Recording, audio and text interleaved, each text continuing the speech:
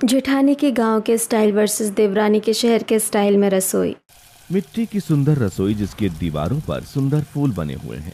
सामने सुंदर 2 मुंह का चूल्हा है। अलमारी पर सुंदर मिट्टी के बर्तन और पीतल के बर्तन रखे हुए हैं।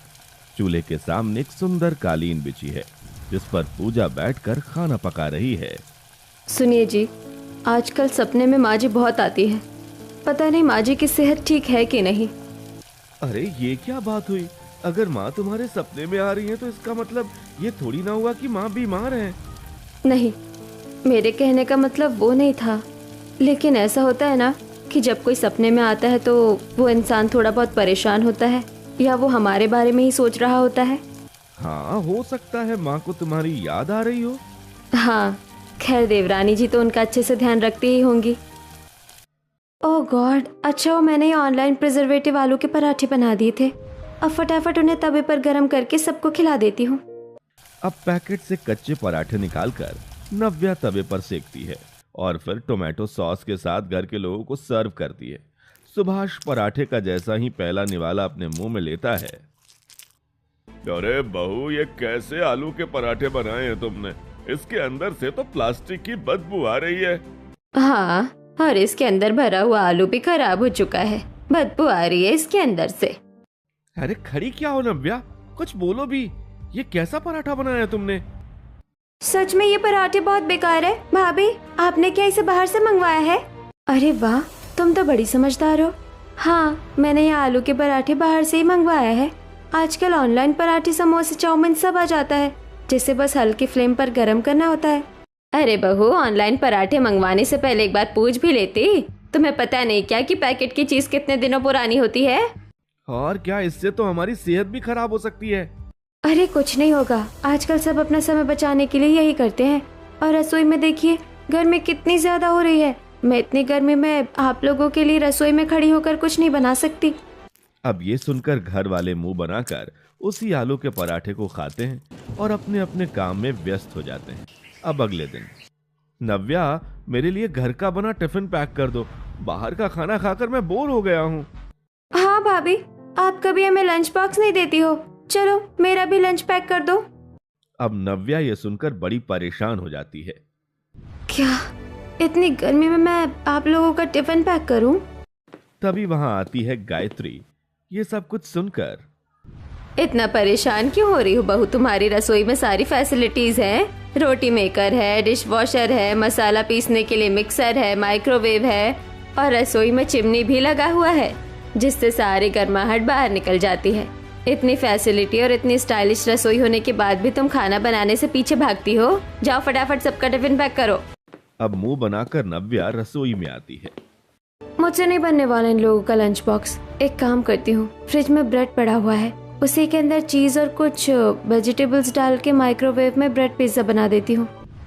अब जल्दी फ्री होने के चक्कर में नव्या फ्रिज से ब्रेड निकालती है।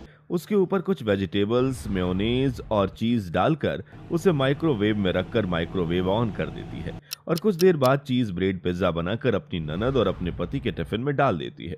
दोनों ही टिफिन लेकर ऑफिस और कॉलेज के लिए चले जाते हैं।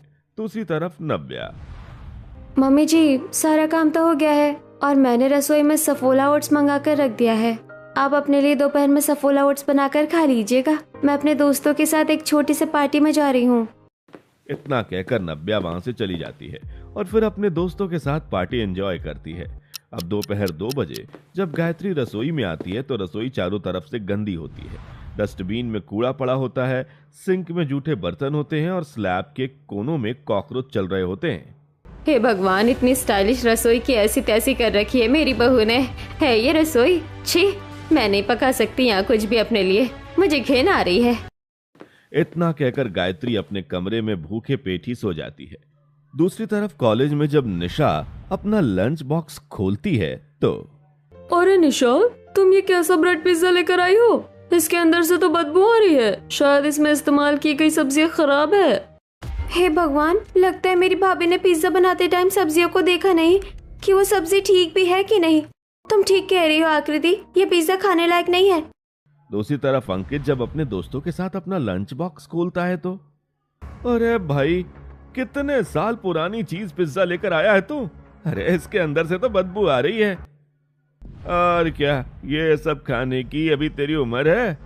अरे क्या करूं यार, मेरी पत्नी को मैंने कितनी फैसिलिटीज दे रखी है, इतनी स्टाइलिश रसोई बनवा रखी है, लेकिन उसके बाद भी वो मन लगाकर खाना नहीं बनाती।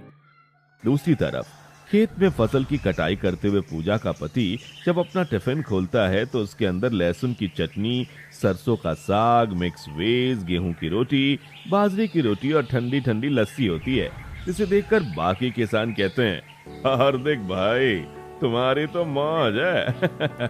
तुम्हारी पत्नी तुम्हारे खान पान और तुम्हारी सेहत का पूरा ध्यान रखती है। तुम्हारे तो टिफिन खुलते ही खाने की खुशबू खेत के चारों तरफ फैलने लगती है भाई। जी शुक्रिया हार्दिक भाई।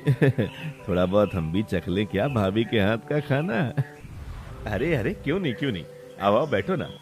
अब हार्दिक अपने अन्य किसान दोस्तों के साथ बैठकर खेत में ही लंच करता है। वहीं पूजा दोपहर में अपनी बेटी के लिए दाल, चावल और पकौड़े तल रही होती है, जिसकी खुशबू गांव की कलावती के नाक में जाती है और वो खुशबू को सूंघकर पूजा की रसोई में आती है।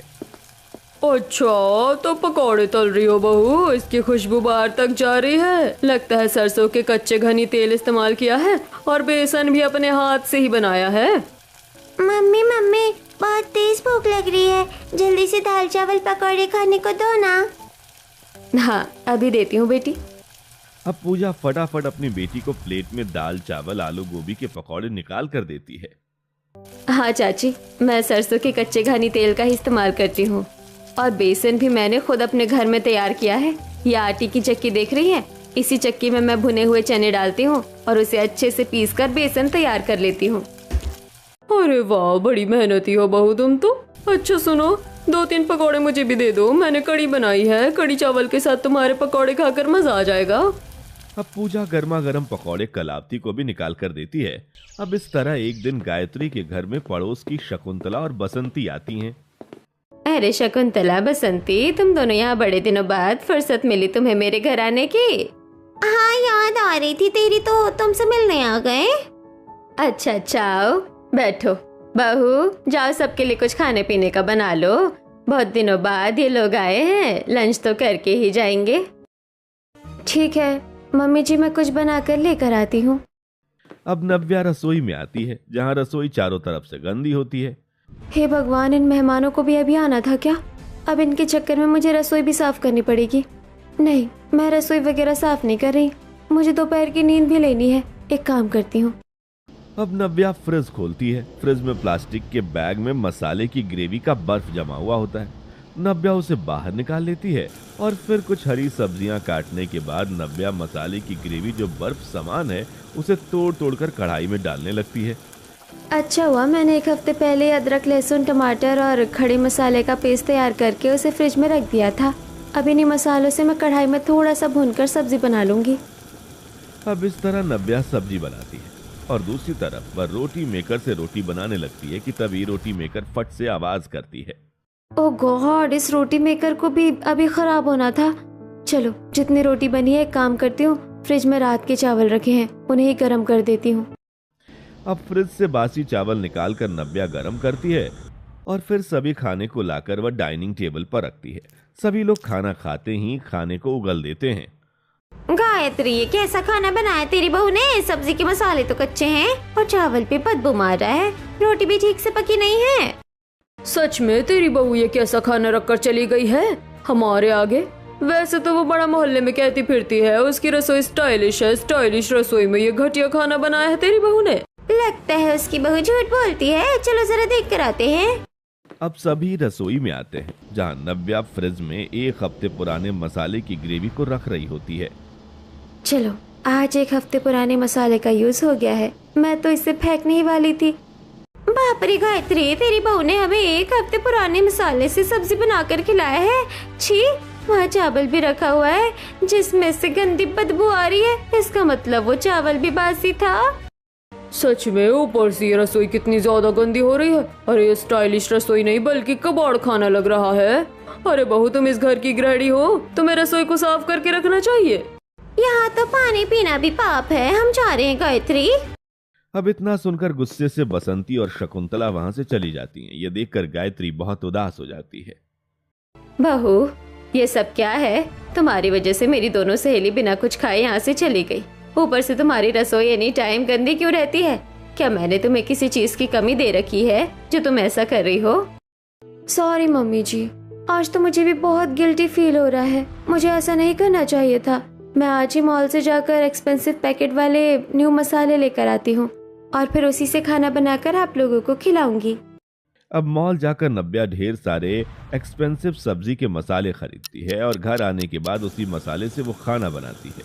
इतना एक्सपेंसिव मसाला लिया है तो सब्जी तो अपने आप अच्छी बन ही जाएगी। इसे 10 घंटे तक खड़े होकर पकाने की कोई ज़रूरत भी नहीं है। अब नव्या सब्जी रोटी बनाकर घर वाले को खाने को देती है। अरे बहू, तुम तो मॉल से महंगे मसाले लेकर आई थी ना, उसके बाद भी ये सब्जी इतनी बेकार क्यों बनी है? सच में सब्जी में पानी और नमक के सिवा कुछ स्वाद ही नहीं आ रहा है। लग ही नहीं रहा है कि इसमें मसाला भी डाला है, और अगर डाला है तो शायद ये ठीक से पका नहीं है। पता नहीं हमारी बहू हमें कब अच्छा खाना बनाकर खिलाएगी। ओह प्लीज, इतना भी बुरा नहीं बनाया खाना, मुझे तो ठीक लग रहा है। अब अगले दिन सुबह नव्या नाश्ते में सबको नूडल्स, मोमोज, सैंडविच जैसी चीज बनाकर खाने को देती है। बहू ये क्या है? 60 साल की उम्र में मैं चाउमीन और मोमोज खाऊंगा? पापा जी, आज लेट उठी थी इसलिए कुछ बना नहीं पाई। पर भाभी, चाइनीज फूड मैं खा सकती हूँ, भैया खा सकते हैं, लेकिन मम्मी पापा थोड़ी ना खा सकते हैं। आपको थोड़ा तो सोचना चाहिए। अब इसी तरह कुछ हफ्ते गुजरते हैं और एक दिन बालकनी में गायत्री अपने पति के साथ बैठकर शाम की चाय पी रही होती है। सुनिए जी, मुझे अपनी बड़ी बहू की बहुत याद आ रही है। वो कितने अच्छे पकवान बनाती थी। हाँ, ये तो तुम ठीक ही कह रही हो। बड़ी बहू के हाथ के खाने की तो बात ही कुछ और है। उसके हाथों में जादू है, जादू। सुभाष इतना कहता है तभी गांव से पूजा का कॉल आता है। गायत्री फोन उठाती है। हेलो बहू, तेरी तो बड़ी लंबी उम्र होगी। तुझे पता है मैं भी तेरे बारे में बातें कर रही थी। और बता, कैसी है तू? माँ जी, मैं बिल्कुल ठीक हूँ, और मैंने इसलिए फोन किया था कि बच्चों की गर्मियों की छुट्टी पड़ रही है, तो मैं 1 से 2 हफ्ते के लिए गांव से शहर आ रही हूँ। सच में तुमने तो ये बात बताकर मेरा दिल खुश कर दिया। चलो फटाफट आजा, मैं तेरा बेसब्री से इंतजार कर रही हूँ। चलो फोन रखती हूँ। इतने में नव्या आती है। अच्छा, तो जेठानी जी आ रही हैं। पापा जी, आपको ऐसा नहीं लगता कि जेठानी जी के नाम से मम्मी जी कुछ ज्यादा ही खुश हो रही हैं? बहू, तुम्हारी जेठानी है ही इतनी अच्छी कि उसके नाम से घर का हर सदस्य खुश हो जाता है। ये सुनकर नव्या चिढ़ जाती है और पैर पटकती हुई वहां से चली जाती है। दूसरी तरफ पूजा अपने पति से, सुनिए जी, हम गांव से शहर जा रहे हैं। मैं जानती हूँ कि आपको शहर का खाना तो पसंद आएगा नहीं, इसलिए मैं गांव से ही दाल चावल और अपने हाथ के बने हुए सभी देसी मसाले और अपने आंगन में उगी सभी हरी भरी सब्जियां लेकर जाऊंगी। और सोच रही हूँ ये सिलबट्टा भी लेकर जाऊं। माँ जी को सिलबट्टे की चटनी बहुत पसंद है। अरे तुम पागल हो क्या? इतना सारा सामान उठाकर ले जाओगी? जानती हो बैग कितना ज्यादा भारी हो जाएगा। और वहाँ तुम्हारी देवरानी की रसोई तो है ही। सुना है उसकी रसोई काफी स्टाइलिश है।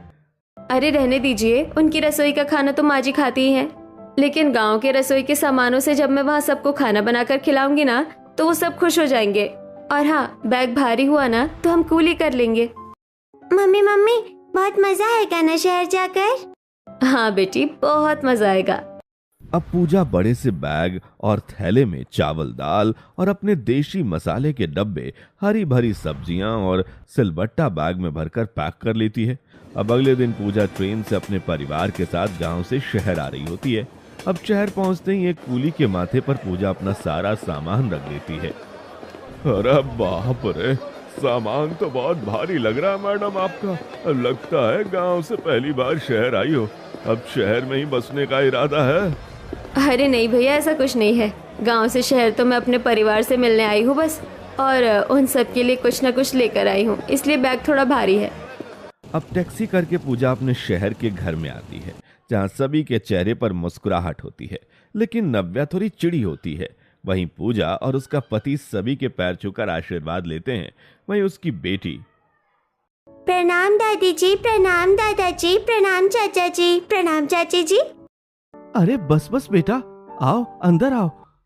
चलो तुम सब हाथ मुंह धोकर कपड़े बदल लो। छोटी बहू जाओ, सबके लिए कुछ खाने का बना लो। सब बहुत दूर से आए हैं, भूख लग रही होगी।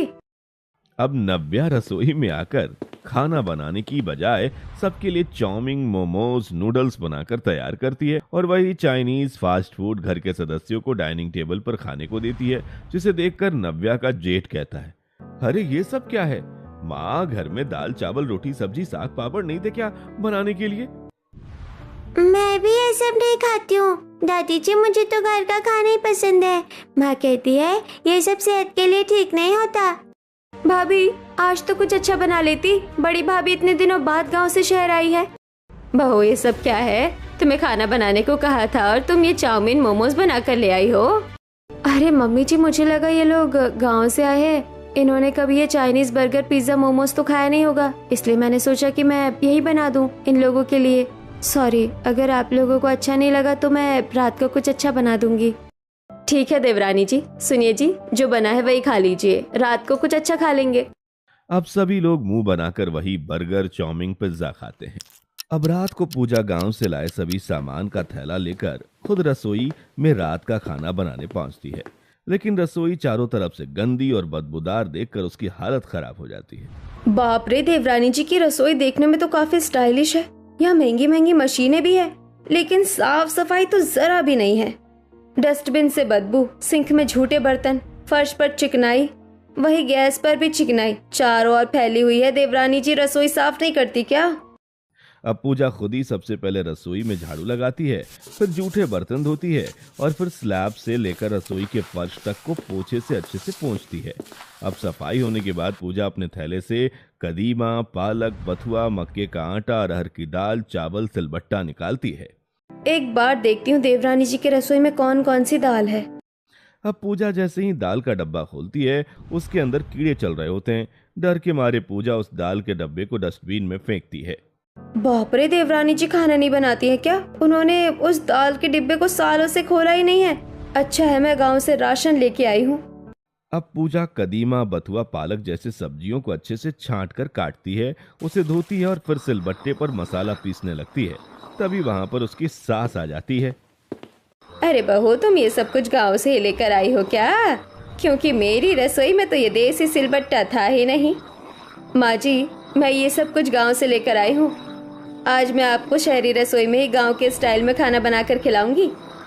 ये सुनकर गायत्री खुश हो जाती है और वहाँ से चली जाती है। अब पूजा जैसे ही कढ़ाई में गांव के देसी मसाले का छौंका लगाती है, मसाले की भीनी भीनी खुशबू रसोई से बाहर जाने लगती है, जिसे सूंघकर पड़ोस की बसंती फौरन गायत्री के घर में आती है। अरे गायत्री, तेरी रसोई से तो कभी खाने की खुशबू नहीं आई। जहाँ तक मुझे पता है तेरी बहू तो खाना बनाती भी नहीं थी। आज ये खाने की भीनी भीनी खुशबू तेरी रसोई से आ कैसे रही है? तेरी छोटी बहू खाना बनाना सीख गई है क्या? बिल्कुल नहीं, ये सब उसके बस की बात नहीं है। दरअसल इस खुशबू की वजह मेरी बड़ी बहू है जो गांव से आई है। आज वही रसोई में खाना बना रही है। बैठो, तुम भी रात का खाना खाकर जाना। अब कुछ देर बाद पूजा अपने हाथ से डाइनिंग टेबल पर बथुए की दाल, कदीमे की सब्जी, तोड़ी की सब्जी, फ्राई दाल चावल, मक्के की रोटी और गेहूं के आटे की रोटी बनाकर डाइनिंग टेबल पर रखती है। 2 से 3 तरह की चटनी भी खाने में शामिल होती है। बाप रे, खाने के इतने सारे आइटम, आज तो मजा आ जाएगा। बड़ी भाभी, सच में इतना सारा खाना एक साथ मैंने कभी नहीं खाया। ऊपर से इस खाने की खुशबू तो मेरा मन ललचा रही है। नव्या भाभी से तुम भी ऐसा खाना बनाना सीख लो ना। ये सुनकर नव्या चिढ़ जाती है। अब सभी लोग खुशी से खाना खाने लगते हैं। बहू, बड़ा अच्छा लगा तुम्हारे हाथ का खाना खाकर। सोच में तुम्हारी छोटी बहू से तो लाख गुना अच्छा खाना तुम्हारी गांव की बहू बनाती है। मजा आ गया खाना खाकर, आज तो बहुत अच्छी नींद आएगी। सच में जेठानी जी ने खाना तो अच्छा बनाया है, लेकिन मैं इनकी तारीफ नहीं करूंगी। अब इसी तरह कुछ हफ्ते गुजरते हैं और एक दिन नव्या घर के बाहर ओखली में मोटा धनिया, सूखी मिर्ची कूट रही होती है। तभी पड़ोस की सुमित्रा और बसंती वहां आती हैं। अरे, तुम तो गायत्री की गांव की बहू हो ना? अरे हाँ, ये गायत्री की बड़ी बहू है जो गांव से आई है। लेकिन बहू, तुम ये क्या कर रही हो? ये मसाले क्यों कूट रही हो? इतने में वहां गायत्री आ जाती है। जी, वो मुझे शहर के मसाले पसंद नहीं है। मैं गांव से सूखे मसाले लेकर आई थी, अब उन्हें ही कूट कर तैयार कर रही हूँ ताकि अपनी सास को देसी मसाले से खाना बनाकर खिला सकूं। बाप रे, कितनी परवाह करती है गायत्री तुम्हारी बहू तुम्हारे खान पान का। यही सोच अगर तुम्हारी छोटी बहू में भी होती तो कितना अच्छा होता, लेकिन वो तो कामचोर है। सही कहा। वैसे बहू थोड़ा सा मसाला मुझे भी दे देना, मैं भी आज देसी मसाले से ही खाना बनाऊंगी। अब बालकनी में खड़ी नव्या ये सब कुछ सुन रही होती है। हे भगवान, लगता है मेरी जेठानी खुद तो यहाँ आई ही है, साथ ही अपनी देहाती रसोई भी उठा कर ले आई है। ऊपर से सब उसी के गुण गा रहे हैं, जैसे मैंने तो इन लोगों के लिए कभी कुछ किया ही नहीं। अब इसी तरह जब अंकित और निशा अपनी बड़ी भाभी के हाथ का बना खाना कॉलेज और ऑफिस लेकर जाते हैं तो वहाँ उनके खाने की बहुत तारीफ होती है। अंकित, आज तो तुम्हारे टिफिन से बहुत अच्छी खुशबू आ रही है, क्या बात है? आज तुम्हारी पत्नी का मूड ठीक था क्या? अरे नहीं यार, मेरी पत्नी का मूड कभी ठीक नहीं होता। खाना बनाने के मामले में ये सब खाना तो मेरी गांव वाली भाभी ने बनाया है, तू भी खा। दूसरी तरफ आकृति निशा के लंच बॉक्स का खाना टेस्ट करके, अरे बाप रे, ये खाना तो बहुत स्वादिष्ट है। ऐसा खाना मैंने लास्ट टाइम गांव में खाया था। अरे तो ये खाना भी मेरी गांव की भाभी ने ही बनाया है, आकृति, और वो बहुत स्वादिष्ट खाना बनाती है। उनके हाथ का खाना बनते ही पूरे घर में खाने की खुशबू फैलने लगती है। अरे मोहल्ले के लोग तक आ जाते हैं मेरे घर में। अब घर आकर अंकित और निशा पूजा के खाने की तारीफ करते हैं। भाभी, आज का लंच बॉक्स इतना स्वादिष्ट था ना कि ऑफिस में सब तारीफ कर रहे थे। बड़ी भाभी, आप सच में बहुत अच्छा खाना बनाती हो। हाँ भाभी, आपके हाथ में जादू है, जादू। मेरी भी कॉलेज फ्रेंड्स आपके खाने की काफी तारीफ कर रही थी। ये सुनकर नव्या को फिर से गुस्सा आ जाता है। अच्छा, अब बस भी कीजिए। कितनी तारीफ करेंगे आप लोग जेठानी जी की? वैसे भी उनके जाने के बाद आपको फिर से मेरे हाथ का खाना खाना है। वहीं गायत्री अब जब भी रसोई में जाती तो रसोई चांदी की तरह चमचमा रही होती और अब रसोई में बदबू की जगह खुशबू फैली होती। जब से मेरी गांव की बहू आई है तब से मेरी शहरी बहू की रसोई चांदी की तरह चमचमाती है, वरना इससे पहले तो मेरी छोटी बहू ने इस रसोई को नरक बना रखा था। अब इसी तरह कुछ हफ्ते गुजरते हैं, जिसके बाद पूजा शहर से गांव जाने का फैसला लेती है। माँ जी चलिए, अब मैं चलती हूँ, मेरी बेटी की भी छुट्टियाँ खत्म हो गई है। भाभी, बिल्कुल भी मन नहीं है कि आप गांव जाओ। अब इस घर में स्वादिष्ट खाना हमें कौन बनाकर खिलाएगा? हाँ, मसालों की खुशबू भी नहीं आएगी रसोई से।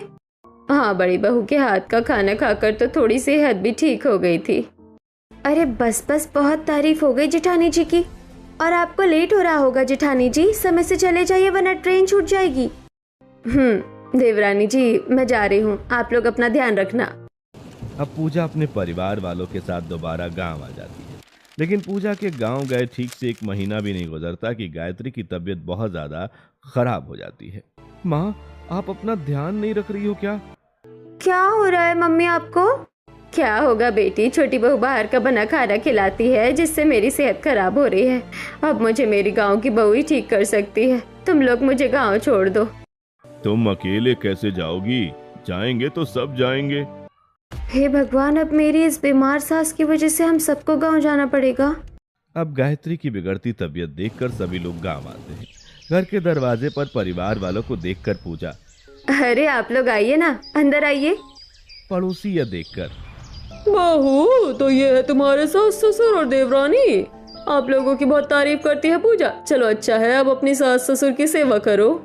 जी बिल्कुल माँ जी, चलिए। अब पूजा सबको रसोई में लेकर आती है और सबको चटाई पर बिठाकर मटके से ठंडा ठंडा पानी निकाल कर देती है। माँ, क्या हुआ? आपकी तबीयत ठीक नहीं है क्या? हाँ, तबीयत ठीक नहीं थी, इसलिए अपने गांव की बहू के पास आई हूँ। अब यही मुझे ठीक करेगी। छोटी बहू को तो मेरी चिंता है नहीं। हाँ माँ जी, यहाँ के हवा पानी में रहकर आपकी तबीयत जल्द ही ठीक हो जाएगी। ऐसा क्या है यहाँ के हवा पानी में? मुझे तो चारों तरफ गोबर की बदबू आ रही है। और ये पानी मिनरल वाटर नहीं है क्या? नव्या, ये गांव है, यहाँ जो मिल रहा है चुपचाप पी लो। अब कुछ देर बाद पूजा अपने घर के आंगन में आती है, जहाँ पर कुछ हरी भरी सब्जियां उगी होती हैं। अब पूजा सब्जियां तोड़ती है। अरे ये क्या जेठानी जी, आप अपने हाथों को मिट्टी में डालकर सब्जियां तोड़ रही हो? यहाँ मॉल नहीं है क्या?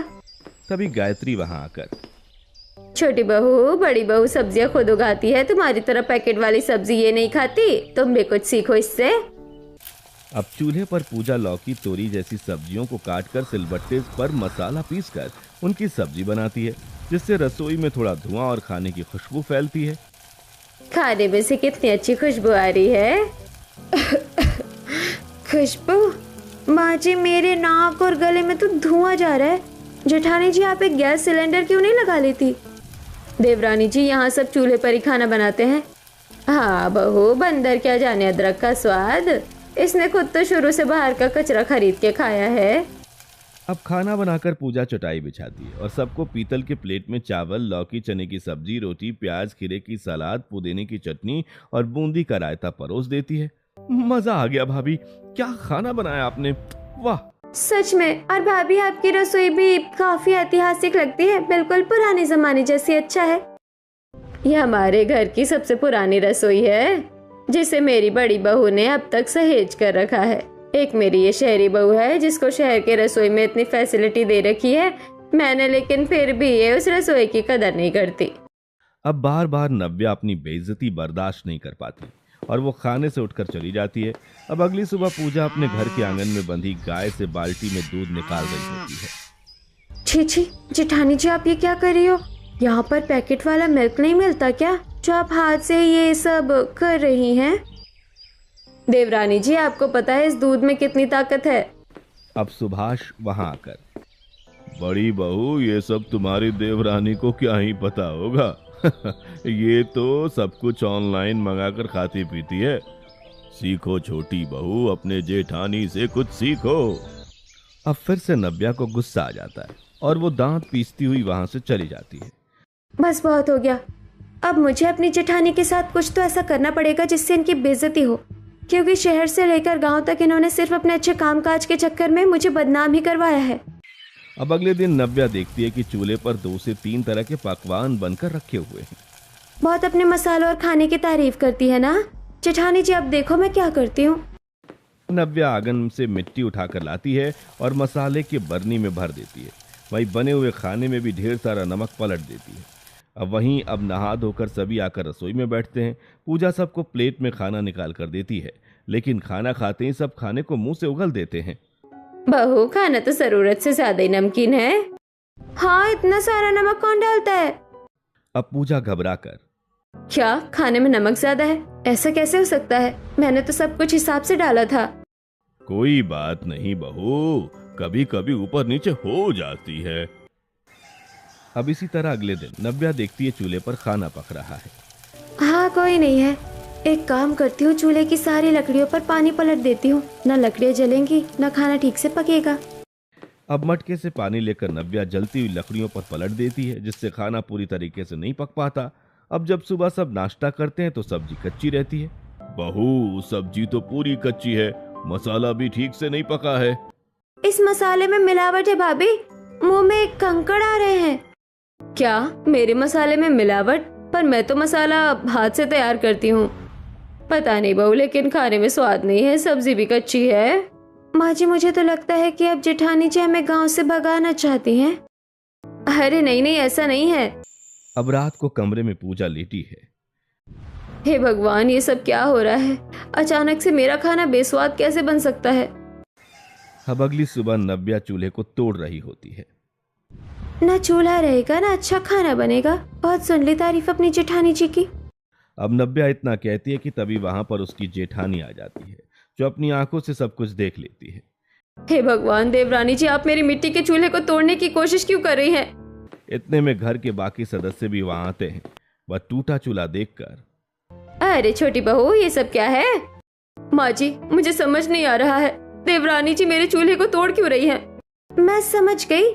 कुछ दिन से आपके खाने में जो खराबी आ रही है ना, मुझे लग रहा है इन सब के पीछे भी इन्हीं का हाथ है। बहू, सच सच बता, क्या ये सब तू जानबूझकर कर रही है? अब गुस्से से नव्या कहती है, हाँ, ये सब कुछ मैं जानबूझकर कर रही हूँ। और क्यों ना करूँ? शहर से लेकर गांव तक आप लोग बस मेरी जेठानी की तारीफ करते हैं, जैसे मैंने तो आप लोगों के लिए कभी कुछ किया ही नहीं है। अरे मुझे नफरत होने लगी अपनी जेठानी से। देवरानी जी, लेकिन मैं तो आपसे बहुत प्यार करती हूँ। मेरे मन में आपके लिए सिर्फ प्यार ही है। नाटक है आपका ये सब, मैं जानती हूँ। जब जब घर वाले मेरी बेइज्जती करते हैं तब तब आप खुश होती हैं। ऐसा कुछ नहीं है नव्या, और तुम गिरी हुई हरकत कैसे कर सकती हो? अरे तुम चाहती तो अपनी जेठानी से चीजें सीख भी सकती थी, लेकिन तुम्हारी छोटी सोच ने चीजों को सीखने की बजाय चीजों को खराब करना ज्यादा ठीक समझा। छोटी बहू, तुम्हारे अंदर ईर्ष्या इतनी ज्यादा बढ़ गई है, तुम हमारे मन में भी जहर घोलने लगी। अब ये सुनकर नव्या को शर्मिंदगी महसूस होती है और वह देखती है कि उसकी जेठानी की आंखों से आंसू गिर रहे हैं। जेठानी जी, मुझे माफ कर दीजिए, मुझसे गलती हो गई। मुझे इतना बुरा तो नहीं करना चाहिए था आपके साथ। मैं अभी आपका चूल्हा ठीक कर देती हूँ और आज से मैं आपके साथ खाना बनाना सीखूंगी और मसाले बनाना भी। बस आप मुझे माफ करके एक मौका दे दीजिए। तुम मेरी छोटी बहन हो, मैं तुम्हें एक क्या 1000 मौका दूंगी। अब अपनी जेठानी के साथ मिलकर नव्या चूल्हा ठीक करती है और फिर एक हफ्ते तक अपनी जेठानी से अच्छा खाना बनाने की ट्रेनिंग लेती है।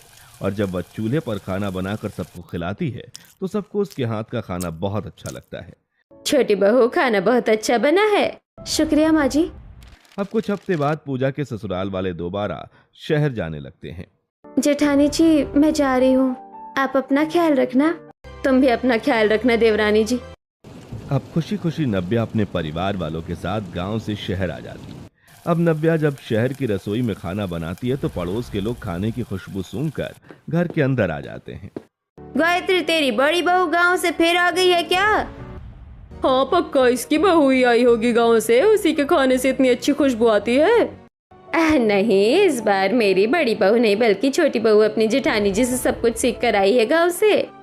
अरे वाह, क्या बात है, तुम्हारी दोनों बहू ही बेहतरीन खाना बनाना सीख गई है। मतलब अब तो तुम्हें गांव से लेकर शहर तक दोनों ही रसोई में स्वादिष्ट पकवान खाने को मिलेंगे। नव्या खाने की कटोरी लाती हुई। बिल्कुल ठीक कहा आपने। अब से माँ जी को अपनी दोनों ही बहू का सुख प्राप्त होगा। लेकिन आप भी खाइए मेरे हाथ का खाना। अब पड़ोसी खुशी खुशी नव्या के हाथ का स्वादिष्ट खाना लेकर चले जाते और इस दिन के बाद से गायत्री अपनी दोनों ही बहू का सुख भोगने लगती है।